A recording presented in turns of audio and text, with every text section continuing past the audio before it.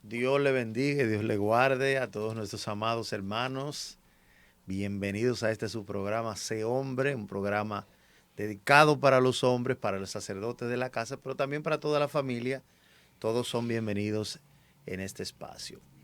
Como siempre me acompaña en este programa mi amigo, hermano y compañero de batalla, Daniel Ruiz. Así es, contento de poder compartir con mi hermano Darling y con ustedes un tiempo más, un momento más donde podemos compartir la palabra del Señor. Para mí es algo de suma importancia, muy elevado, el tema del estudio bíblico, el tema de la exposición de la palabra, porque además de ser una palabra que proviene de Dios y que por el hecho de provenir de Dios tiene grandes beneficios, bueno, nosotros que lo hemos experimentado y lo estamos experimentando, queremos que ustedes también puedan ser partícipes de esas grandes bendiciones que tenemos, que recibimos cada vez que exponemos la palabra del Señor. Y lo hacemos tan confiados porque creemos que cada vez que pronunciamos esta palabra alguien es iluminado. Por lo tanto, no subestimamos el alcance de la palabra de Dios y por eso le pedimos que usted, como siempre digo, disponga su corazón, disponga todo su ser, abra sus oídos, el que tiene oído para oír, que oiga, dice el Espíritu, y reciba una buena palabra que con todo el buen ánimo y el buen espíritu nosotros aquí les presentamos cada viernes. Así que prepárese que ya vamos entonces a compartir. Amén. Quiero por favor, amados, que usted pueda compartir este programa, que usted pueda darle a la campanita de notificaciones para que cada vez que haya un programa, que siempre hay, toda la semana hay un programa diferente, usted pueda recibir la notificación de este programa y usted pueda verlo en línea o pueda verlo más adelante, pero lo importante es que usted pueda nutrirse en el tiempo que usted tenga libre.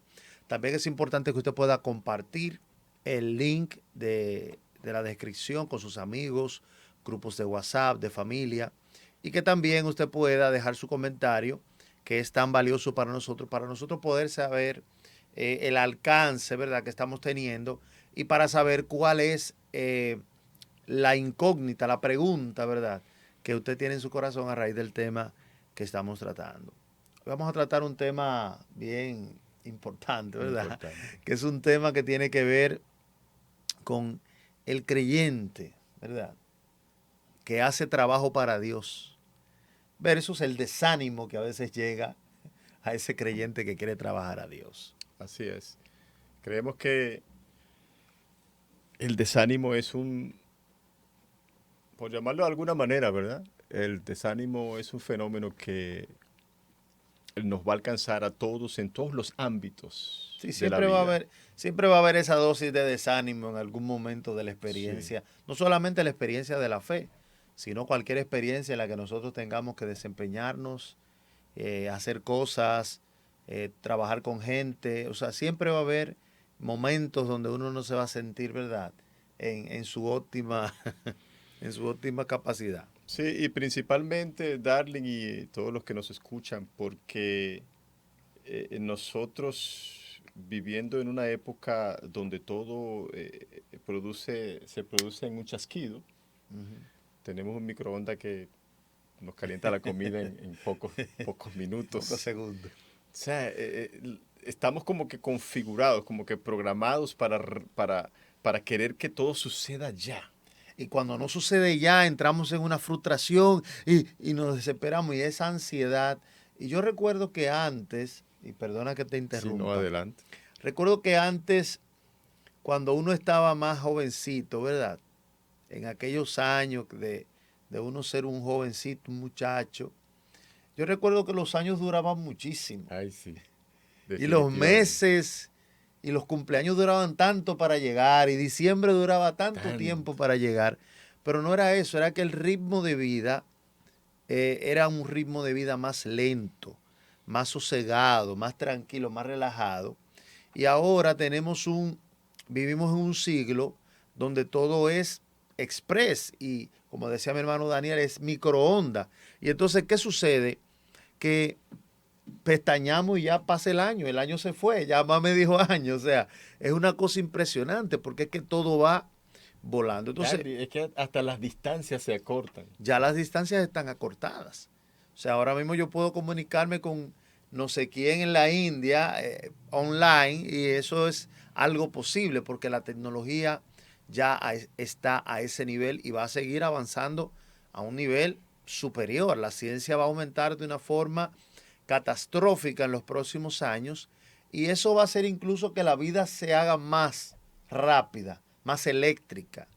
Y eso de alguna forma también amenaza a la iglesia. Sí. Amenaza a los hermanos que están en ministerio, porque el mundo lleva, ¿verdad?, esa carreta y la gente se agarra de esa carreta y la carreta se lo lleva. Sí. Algunos interpretan lo que el profeta Daniel dice en el capítulo 12 con respecto a que las ciencias, que muchos correrían de aquí para allá y la ciencia se aumentaría.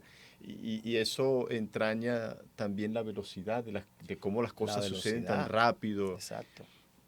Y bueno, ese es el tema que queremos presentar hoy, porque nosotros, aunque somos de este mundo y vivimos en este mundo, nosotros pertenecemos a un designio, a un diseño de Dios, el cual Él ha establecido desde hace mucho tiempo. Y que ese diseño que Dios ha establecido desde hace mucho tiempo es el mismo, no cambia.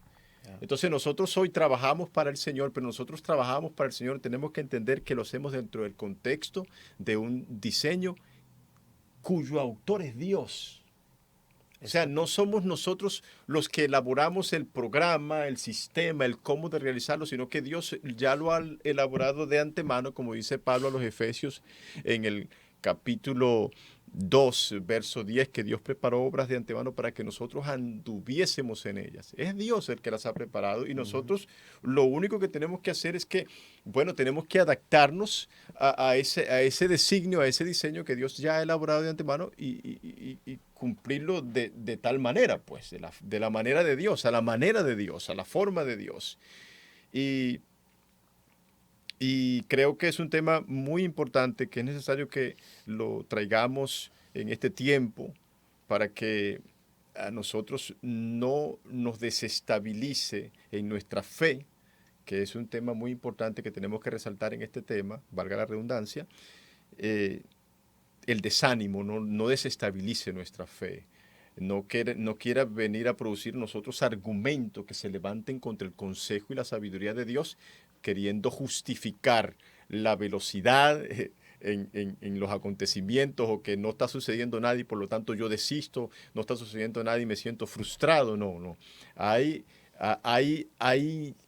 algo a lo que nosotros debemos tomar en cuenta y es que, como decía al principio, es Dios quien ha elaborado el marco del diseño, el designio, la forma como se va a hacer. Cuando usted va a trabajar a una empresa, usted no viene a establecer su sistema de trabajo, su política, no. Usted se está sometiendo a alguien, a una autoridad, a un jefe, a un patrón que está por encima de usted, que es el que tiene la política, que es el que tiene el programa de trabajo, y que si usted se adapta a ese programa y cumple fielmente el desempeño de sus labores, entonces usted recibe de parte de ese patrono promociones, recompensas, Así es. incentivos, etcétera. Así mismo sucede con el Señor. Pero, como decía anteriormente, Darling, esto es algo que ya ha sido elaborado. Y una de las cosas que tenemos que tomar en cuenta es que en este trabajo para Dios no nos debe faltar a nosotros un elemento muy importante que se llama fe. La Biblia dice, habla de Abraham, que bueno, no queremos generar polémica, pero la gente llama a Abraham el padre de la fe eh, por algunas consideraciones, pero Abraham no propiamente no propiamente esa afirmación sea correcta, porque la fe es dada por Dios para los hombres. No hay hombre que haya concebido la fe, que la haya creado no, es Dios a quien ha creado la fe y nos la ha dado a nosotros, porque la necesitamos en este diseño que Él ha elaborado para que nosotros trabajemos para Él. Y este hombre que, que, que es un hombre que alcanzó una reputación porque tuvo fe delante de Dios. Fue un hombre que cuando empezó su relación con Dios, en el programa que Dios tenía para él, en el propósito que Dios tenía para él, Dios le dice que le va a dar un hijo. Pero cuando Dios le dice que le va a dar un hijo a Abraham, tiene 75 años. Y después de 25 años es que Abraham recibe lo prometido. Ahí obviamente actuó ¿quién? La fe. Porque dice el autor de los Hebreos que por la paciencia de estos hombres alcanzaron, por la fe de estos hombres y por la paciencia que tuvieron, que forma parte de la fe, alcanzaron lo que esperaban o alcanzaron Y testimonio. no es que no haya venido el desánimo en algún momento y los asalta. Y bueno, evidencia de eso es que se desespera su esposa, toma una esclava y le dice, toma esta esclava por mujer y el hijo que le nazca, bueno, pues será un hijo nuestro, como un adoptado, ¿verdad? Un criado, que era un nacido en casa.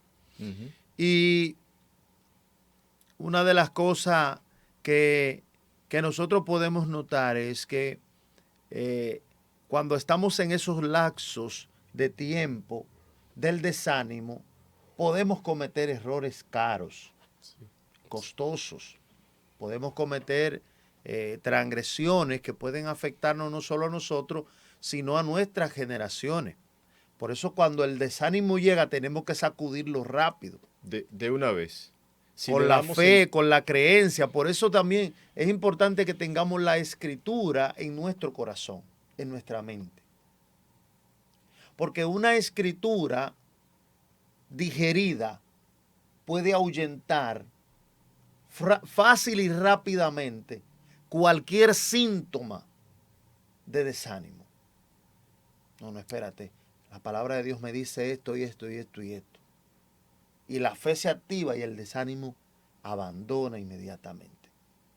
Pero si desconocemos las verdades, las promesas, las maravillas de Dios que están escondidas en su palabra, pues obviamente cuando el desánimo llega no vamos a tener... Miren, el desánimo es como un dardo.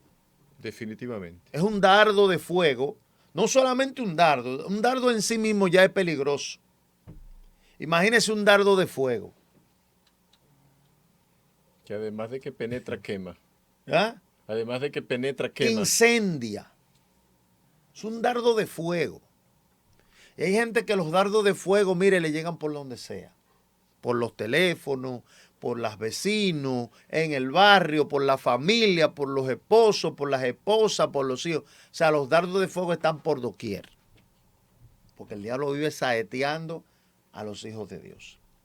Ahora bien, la Biblia dice que nosotros tenemos que tener el escudo de la fe con el cual también podemos apagar estos dardos. O sea, no solamente va a evitar que los dardos se claven en nosotros, sino que va a evitar que el fuego de esos dardos pueda prevalecer contra nosotros. Así es. Y a veces nosotros somos víctimas.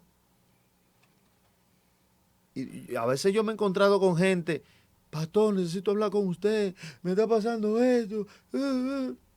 Y yo, pero ¿y qué te dice la Biblia? La Biblia te dice esto y esto y esto. Y ahí como que reaccionan, porque no tenían el contexto, la palabra, la herramienta bíblica que pudiera contrarrestar esa situación. Bueno, yo comentaba hace poco con alguien que estaba hablando acerca de los que tienen problemas y tienen que asistir a un psicólogo, a un psiquiatra. Y, y yo les decía, las personas que necesitan un psicólogo, y yo espero no herir la sensibilidad de nadie con esto que voy a decir, pero las personas que necesitan un psicólogo son las personas que no se ocupan en la palabra del Señor, en leerla, en meditarla. Porque el salmista en el Salmo 119, verso 92, que muchas veces lo he repetido, dice, si tu ley no hubiese sido mi delicia, ya en mi aflicción hubiera perecido. O sea, el salmista está diciendo que en la palabra de Dios, él podía sobrevivir a la aflicción que tenía. Pero era porque la palabra de Dios era su delicia.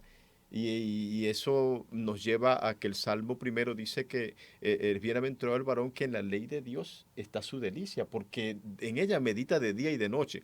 Una persona que medita en la palabra de día y de noche, no hay depresión, darling, no hay depresión, hay aflicción Sí.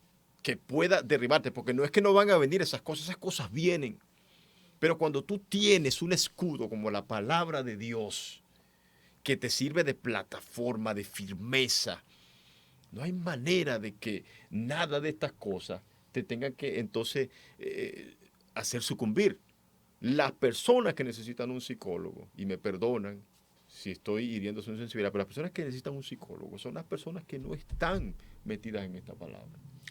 No, sobre todo vamos a aclarar que las personas que no tienen a Dios, ¿verdad? A Dios como Padre, como estandarte, porque hay muchas personas que tal vez ven este programa que no han todavía descubierto las maravillas que están escondidas en la palabra de Dios. Mire, lo que pasa es que la Biblia lo tiene todo, pero nosotros no entendemos las cosas de Dios si no tenemos esa búsqueda constante, ayudado con el Espíritu Santo de Dios. Por supuesto. Entonces, Dios va revelando su camino sobre nuestras vidas y va abriendo nuestro entendimiento. Y según se van abriendo esas puertas de nuestro entendimiento, entonces Él va revelando cosas de su palabra. Así es. Porque hay cosas que aunque estén ahí a la vista de otros y descubiertas y establecidas por otros, tu mente no la ha digerido. Porque hay gente que digiere la palabra de Dios a un ritmo diferente. Entonces, un cristiano, un hombre de Dios, una mujer de Dios, que la palabra de Dios esté sembrada en su pecho, no debe deprimirse. No debe reflejar depresión. Sí pueden venir situaciones por lo cual se sienta un poquito débil, porque los momentos de debilidad le llegan a todo el mundo. Sí, a Jesús mismo le llegó su momento del Getsemaní, donde él sintió ese peso. Es que van a llegar, mira, va a llegar la tristeza, va a llegar depresión, va a llegar aflicciones, pero no es lo mismo que a ti te lleguen todas esas cosas y tú no tengas un soporte, un amortiguador, un colchón, como se quiera llamar. Eso hace la diferencia. Eso es así. Porque la persona que no tiene esta palabra, que es una palabra de consuelo, que es una palabra de paz, que es una palabra de inteligencia emocional, entonces se puede contrarrestar porque todos los pensamientos, todos los argumentos que surjan se someten a la obediencia a Cristo. Claro. Y entonces ahí es cuando tú puedes resultar victorioso ante una circunstancia, porque son simplemente circunstancias en las que nosotros estamos a veces inmersos. El salmista, creo que David decía, en el día que temo, en ti confío. ¿Pero en qué confía? En la palabra de Dios. Cuando tú has recibido una palabra, Abraham había recibido una palabra y en función de esa palabra Abraham vivía. Y como decía al principio, tú trabajas para el Señor en el contexto o en el marco de un plan, de un diseño que Él ya elaboró. Es Él el que lo elaboró. No soy yo el que laboré. Y los inconvenientes de nosotros vienen cuando dejamos de entender que nosotros trabajamos es a la manera de Dios y no a la manera de nosotros. Eso es así. Ahí empiezan los grandes inconvenientes. Cuando usted no entiende que es Dios el que me dice a mí cómo se hace el trabajo. Por lo menos en Juan 15, Jesús dice que Él es la vid verdadera y su Padre es el labrador. Y dice que el Padre nos limpia para que llevemos frutos a los que llevan fruto. Pero los que no llevan fruto los quita, se secan y son echados en el fuego. Pero cuando se habla del fruto, se habla de que el Padre al que nosotros le servimos, para el que nosotros trabajamos, es un padre, es un jefe, es un patrono de resultados. Porque hay frutos, hay resultados. Y Él nos da las pautas de cómo. Porque entonces dice en ese capítulo 15, dice que Jesús dice, si permanecen en mí y mis palabras permanecen, entonces ustedes pueden llevar fruto. Pero si no es así, entonces no podrán alcanzar los frutos porque separado de mí, nada podéis hacer, nada podéis lograr. No podréis tener resultados. Pero es Dios el que nos establece a nosotros cómo hacerlo. Ahora, pero es una realidad que nos vamos a desanimar.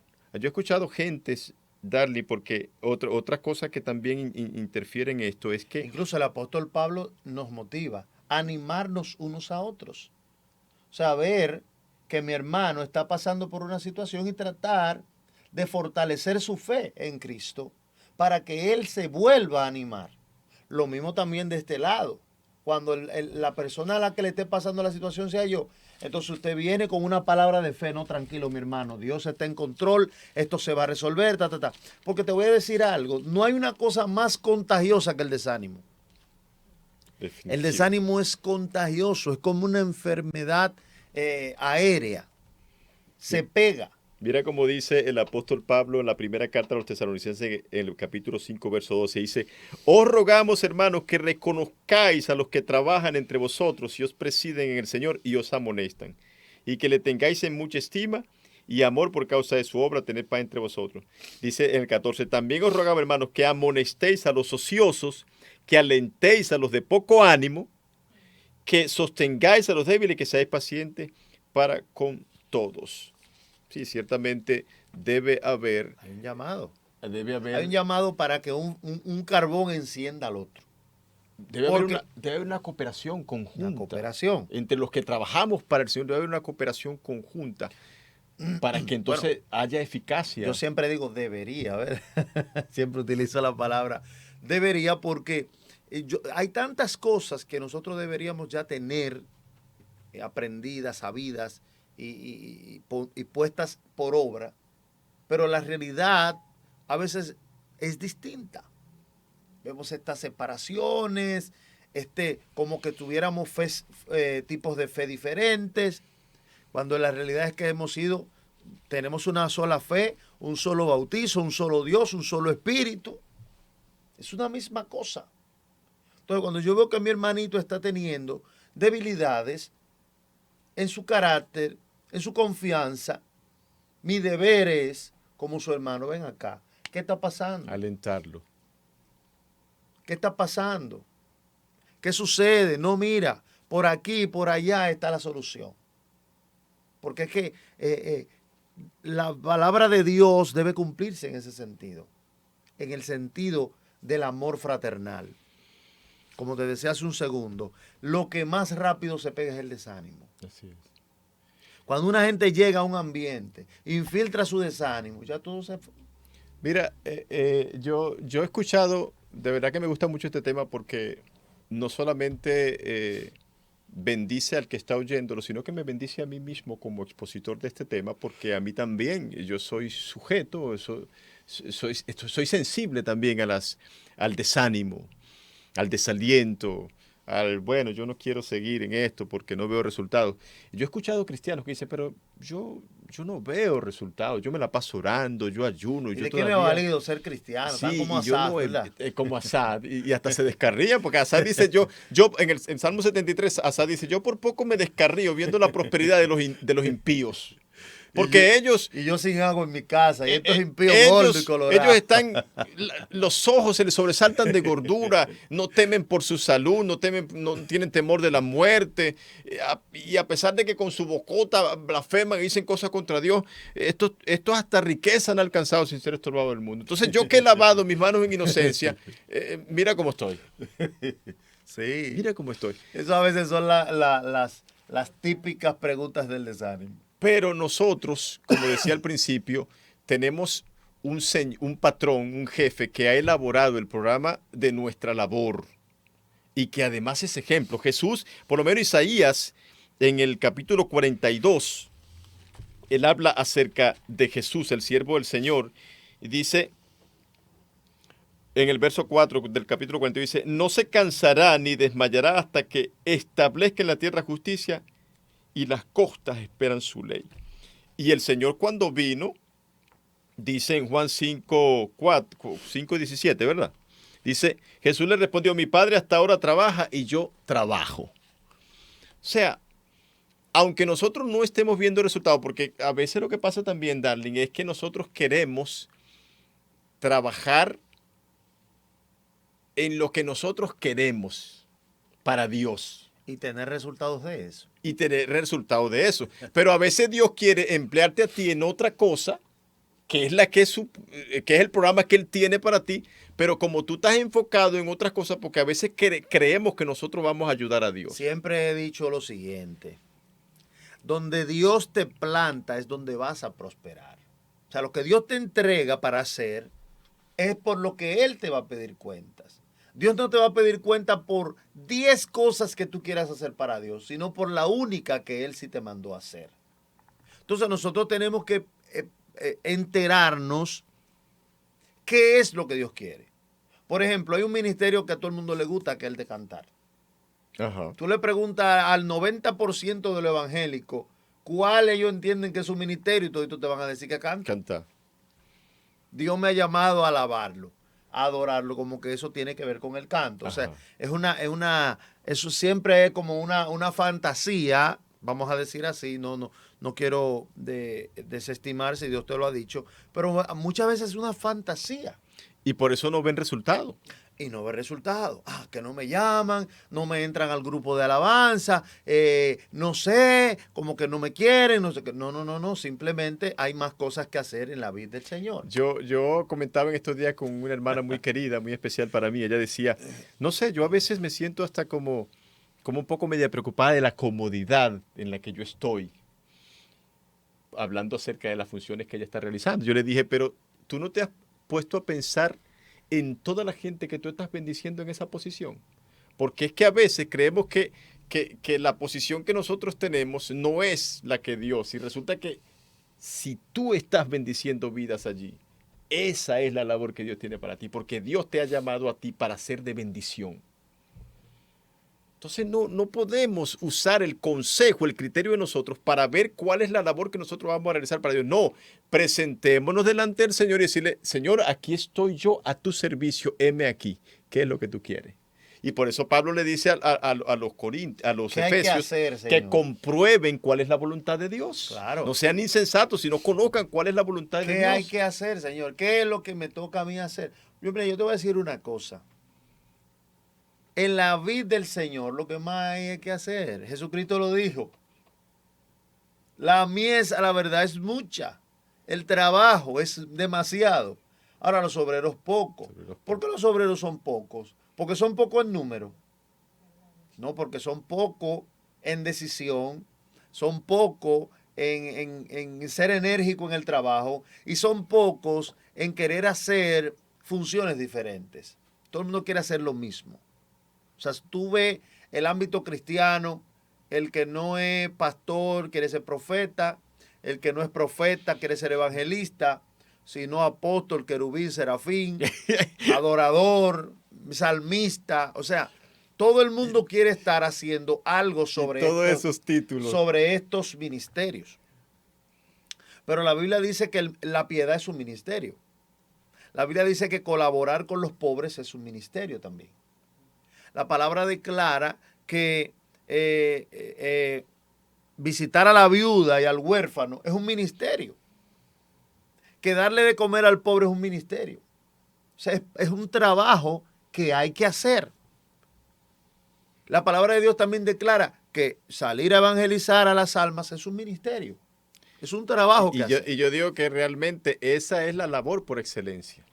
Entonces, cuando yo veo tanta gente que quieren uno de los 5 ministerios, diga, de estos 5 ministerios que no. Hay muchísimas cosas que hacer en la obra del Señor. Léase Primera Carta a los Corintios capítulo 12 para que vea dones, los diferentes dones que hay. Muchísimas cosas. Romanos 12 para que vea también. Entonces, cuando yo veo que la gente está como enfrascada, ¿cuál es el ministerio tuyo? Que yo soy profeta, no, que yo soy pastor, no, que...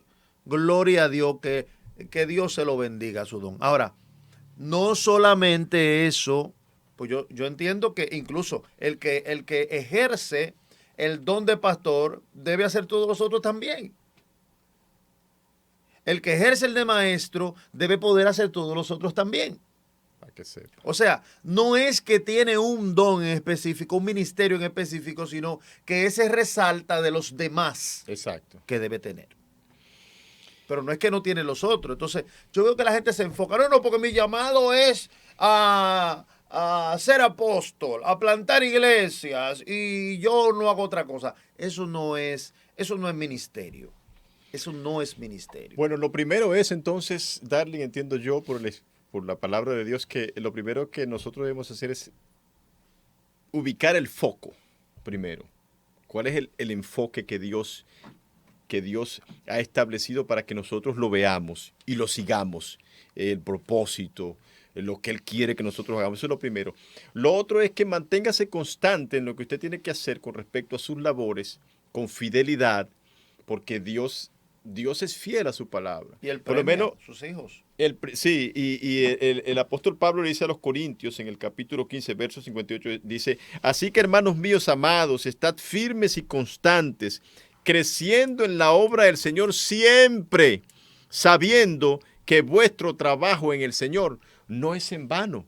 Esos resultados van a suceder. Usted tiene que mantenerse firme y constante siempre. Hay otro verso en Gálatas capítulo 6, no recuerdo exactamente cuál de ellos, pero ahí en el capítulo 6 dice, no nos cansemos de hacer el bien porque a su tiempo segaremos si no desmayamos. Asimismo, no nos cansemos de cumplir con nuestras labores en el trabajo para el Señor, porque a su tiempo vamos a ver los resultados que el Señor ya de antemano preparó para que sucedan. Así que vamos a decir al desánimo Aleluya. Que creemos que el Señor es fiel a su palabra y que Él cumplirá aquello que ha prometido con respecto a esa labor. Y si usted ha estado batallando con el desánimo por mucho tiempo, estando dentro de la iglesia, disfrutando de los cultos y del gozo de los hermanos, y aún así usted ve esa batalla, Isaías capítulo 40, verso 29 dice que el Señor da fuerza al que está cansado y multiplica la fuerza al que no tiene del que no tiene ninguna. Así es. El único que multiplica de cero es el Señor. Después nadie puede multiplicar de cero. El que hizo de la nada todo. Entonces yo quiero que oremos para que el Espíritu Santo de Dios le dé fuerza, le dé estrategia de su palabra y que usted pueda le dé claridad, formar dentro de usted una cultura de fe, una cultura de creer sobre todas las cosas. de paciencia. Esperanza contra esperanza. Así es. Saber que el que comenzó la buena obra en ti la perfeccionará. Y que tú te levantes de ese letardo espiritual y comiences a hacer el trabajo que Dios te ha enviado a hacer, que es bastante. Y se necesitan obreros y obreras, gente con un corazón dispuesto para el trabajo en Dios, que puedan ayudar a los pastores, a los líderes, a las congregaciones, a levantar a los que están caídos, a los que tienen hambre y sed de justicia, para que el Señor los alcance donde quiera que estén. A través de ti y de mí es que Dios quiere hacer ese trabajo. Amén. Así que los bendecimos. En el nombre del Señor, reciban un abrazo de nuestra parte. Así es. Y nos vemos la siguiente semana con una palabra nueva, fresca, de la palabra de Dios para la vida de cada uno de ustedes. El Señor le bendiga, le guarde Y nos despedimos por el día de hoy, mi hermano Daniel Ruiz. Shalom. Y Paz. yo en el nombre del Señor. Shalom, bendiciones.